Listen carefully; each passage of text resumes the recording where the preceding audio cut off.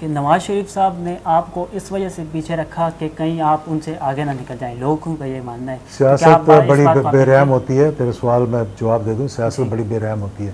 بسم اللہ الرحمن الرحیم. السلام علیکم ناظرین، آواز حق کے ساتھ میں ہوں شاکر انور زیب، اور آج ایک نئے موضوع کے ساتھ آپ کی خدمت میں حاضر ہوا ہوں. اس وقت میرے ساتھ پاکستان مسلم لیگ ضیاء الحق شہید کے سربراہ محمد اعجاز الحق صاحب موجود ہیں. پچھلے دنوں عمران خان صاحب سے ان کی ملاقات ہوئی، ایک نہیں بلکہ 3 ملاقاتیں ہوئی. ایک تو میرے خیال سے سر جب وہ وزیر اعظم تھے تب ہوئی تھی. تو یہ جو پچھلے دنوں جب وہ وزیر اعظم کی کرسی سے ہٹ گئے تھے اس کے بعد آپ کی ان کے ساتھ ملاقات ہوئی تھی. تو جب آپ ان سے ملے تو کیا آپ نے ان سے یہ کہا ہے کہ آپ جب دوبارہ آپ الیکٹ ہوں گے تو مجھے بھی آپ اپنے ساتھ رکھ لیں، یا اس طرح کی کوئی بات چیت ان کے ساتھ کی؟ اکثر لوگ یہ سوچتے ہیں کہ اعجاز الحق صاحب جو ہے نا وہ اپنے لیے ہیں. نہیں تو یہ میں کوئی جادوگر ہوں یا میں کوئی ذائچہ بنانے والا ہوں کہ مجھے پتہ ہو کہ اس نے آنا ہے کہ نہیں آنا ہے، اور جب وہ آئے گا تو پھر مجھے اپنے ساتھ رکھے گا. تو ابھی تو بیچارے کو خود نہیں پتہ کہ آنا ہے کہ نہیں آنا ہے. اللہ کے فضل سے اس کی فالوئنگ بہت ہے جی، اور لوگ بڑے اس کے پیچھے جا رہے ہیں. میری کوئی 5-6 ملاقاتیں ہو چکی ہیں ماشاء اللہ. چند ایک آئی ہیں، چند ایک نہیں آئی ہیں، اور ہمارا ایک اچھا تعلق ہے. اور میں سمجھتا ہوں کہ موجودہ جو حکمران ہیں جن کو ایک رجیم چینج کے ذریعے لایا گیا ہے جی، ان سے وہ ہزاروں درجے بہتر ہیں، کیونکہ یہ سارے کے سارے جو ہیں وہ بیلوں پہ ہیں. ان کی کنوکشنز ہونی چاہیے، ان سے جو پیسہ انہوں نے ملک کا لوٹا ہوا ہے جی، وہ واپس ہونا چاہیے. اور عمران خان کا جو مسئلہ ہے نا سب سے بڑا، اس کا گورننس بھی کوئی اتنی زبردست نہیں تھی. دوسرا اس کو مردم شناسی نہیں ہے جی، کہ کون سے لوگ صحیح جگہ پہ لگانے ہیں. اگر یہ وہ سیکھ جائے نا کہ جو بندہ صحیح کام کرنے والا ہے اس کو کہاں لگانا ہے تو پھر معاملات ٹھیک ہو سکتے ہیں.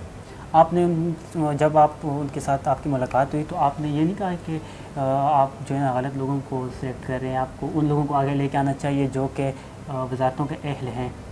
نہیں، ایسی کوئی ابھی بات نہیں ہوئی، کیونکہ یہ تو باتیں اب آنے والے دنوں کی، جو ماضی میں ہوا ہے ان غلطیوں سے میرے خیال میں وہ خود ہی سیکھ لیں گے. اچھا، تو عمران خان صاحب کا مستقبل سر آپ کیسا دیکھتے ہیں؟ کیونکہ آپ کی ملاقاتیں بھی ہوئی ہیں. اس وقت وہ پاکستان کا سب سے پاپولر لیڈر ہے، جی، چاہے کسی کو پسند ہو چاہے کسی کو پسند نہ ہو. ضمنی انتخابات میں اب 17 جولائی کو جو ہوئے ہیں مطلب اس نے کوئی 80% سیٹیں سے وہ لے گیا. اور خاص طور پر جو مقابلے میں ان کے ہے پنجاب کے اندر وہ PMLN ہے. تو لاہور شہر جو ان کا ایک گڑھ ہوتا تھا جہاں سے کسی اور کو ضرورت نہیں ہوتی تھی کہ وہ کوئی سیٹ نکالے، ایک آدھی سیٹ کوئی لے لے تو وہ اور بات تھی. جیسے شفقت محمود صاحب جیت گئے تھے، تو وہاں سے اگر اس نے 4 میں سے 3 سیٹیں جیت لی ہیں اور چوتھا بھی اس لیے آ رہا ہے کہ کینڈیڈیٹ اس کا مضبوط نہیں تھا، تو آپ سوچ لیں کہ کیا پاپولیرٹی ہے اس کی. اعجاز الحق صاحب، آپ الیکشن میں حصہ لیں گے آئندہ آنے والے جو انتخابات ہیں؟ انشاءاللہ میں لوں گا، 2 سیٹوں سے لوں گا. اسی طرح میں پنڈی سے بھی لڑوں، اپنے حلقے سے بھی لڑوں یا ساہیوال سے لڑوں، تو وہ میں بھی سوچ رہا ہوں. اچھا، کیا جب آپ ان کے ساتھ آپ الیکشن لڑیں گے، اللہ کرے آپ کامیاب ہوں، انشاءاللہ ہوں گے بھی، تو کیا آپ PTI کے ساتھ علاق کریں گے اور ان کے ساتھ؟ دیکھیں ہماری چھوٹی پارٹی ہے، ہم علاق سے ہی چلیں گے. ہمارے پچھلے الیکشن میں بھی ہمارا PTI کے ساتھ علاق تھا، لیکن وہ اتنا اچھا ثابت نہیں ہوا. انہوں نے اپنے کینڈیڈیٹ بٹھا دیے تھے، ایک کو ہم نے ڈسکوالیفائی کرا دیا تھا. تو اب جب الیکشن آئے گا تو پھر دیکھیں گے کہ کس جماعت کے ساتھ ہم نے الائنس کرنا ہے یا خود لڑنا ہے اپنے پارٹی سے، یہ دیکھیں گے ہم. نواز شریف صاحب کے ساتھ بھی آپ نے کافی اچھا ٹائم گزارا سر، اور عمران خان صاحب کے ساتھ بھی آپ کا اچھا ٹائم گزر رہا ہے. تو ان دونوں لیڈروں میں مختلف کیا ہے؟ کچھ ڈفرینس؟ نواز شریف صاحب نے میرے ساتھ اچھا ٹائم گزارا ہے، جی، میں نے بھی ان کے ساتھ اچھا ٹائم نہیں گزارا. جی، کیونکہ جب ہم نے ان کے لیے جدوجہد کی، جیلوں میں گئے، تو اس کے بعد جب وزارتوں کا ٹائم آیا تو اس نے اپنی آنکھیں جو ہے ماتھے کے اوپر رکھ لی تھیں. پھر پچھلے 5 سال جو دھرنا ورنا ہوا عمران خان کا، اس میں ہم نے ان کا پورا بھرپور ساتھ دیا. دن میں 1-2 میٹنگ بھی کرتے رہے، یہ بھی کہا کہ ہم اکٹھے مل کر آگے چلیں گے. لیکن جب الیکشن آیا تو میرے خلاف ہے وہ کسی کو کھڑا کر دیا وہاں پہ. تو جو بندہ اپنے وعدے پہ اپنے پیروں پہ نہ کھڑا ہو وہ لیڈر تو نہیں بن سکتا. وہ مطلب پرست بھی ہو سکتا ہے اور اپنے ذات میں زیادہ الجھا ہوا ہوتا ہے. کہ ایک اسکالر ہیں سر، ایک سیاسی سوال ہے، وہ یہ کہتے ہیں کہ یہ جو سیاست وغیرہ ہے وہ ساری ختم ہو جائے گی، اویس نصیر نام ہے ان کا، اور خلافت قائم ہو جائے گی. تو کیا دیکھتے ہیں ایسی چیز کو؟ ہر ایک کو شوق ہے اس بات کا، جی، خلافت کا ہر ایک کو شوق ہے. اور بھی بڑی تنظیمیں بھی ہیں جو اس پہ کام کر رہی ہیں. اللہ تعالیٰ کرے کہ وہ وقت آئے جس طرح کہ جنرل ضیاء الحق شہید کی خواہش تھی کہ اس ملک میں اسلامی نظام آئے, تو یہ آئے گا تو صحیح خلافت کا نظام. یہ پہلے مسلمانوں کو ایک دفعہ دھچکا لگے گا, اور مطلب جس طرح سے اب یہ بکھرے ہوئے ہیں, امت کٹھی نہیں ہے, ایک ایک کو مار پڑے گی.